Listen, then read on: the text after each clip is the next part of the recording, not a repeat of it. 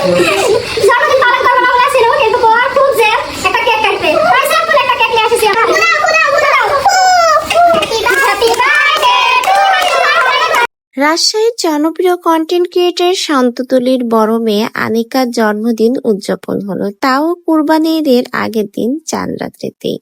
যদিও শান্ততুলি তার মেয়ের জন্মদিনে জানিয়েছে তারা কোনো জন্মদিনের অনুষ্ঠানই পালন করতে চায়নি, কিন্তু তার বড় মেয়ে আনিকার অনেক বেশি জেদ। সে শুধু চেয়েছিল একটু কেক কেটে ঘরোয়াভাবে জন্মদিন পালন করবে।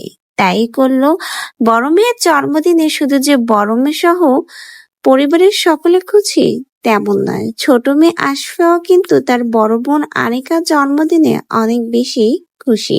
রাজশাহীর এই জনপ্রিয় কন্টেন্ট ক্রিয়েটর দম্পতি তাদের বড় মেয়ে আনিকার জন্মদিন বেশ ঘরোয়াভাবেই আমোদ ফুর্তিতে উদযাপন করেছে এবং শান্ত ভাইয়া তার বড় মেয়ে আনিকার জন্য সকলের কাছে দোয়া চেয়েছেন যেন আনিকা মানুষের মতো মানুষ হতে পারে এবং জীবনে অনেক বেশি বড় হতে পারে। সকলেই এই সুন্দর পরিবারের জন্য দোয়া করবেন। ঘরোয়াভাবে জন্মদিনটা উদযাপন করা হয়েছে এবং আনিকা তার ফুপিমনির কাছ থেকে অনেক সুন্দর সুন্দর জন্মদিনের উপহার পেয়েছে, যেটা পেয়ে শান্ততুলির বড় মেয়ে আনিকা অনেক বেশি খুশি।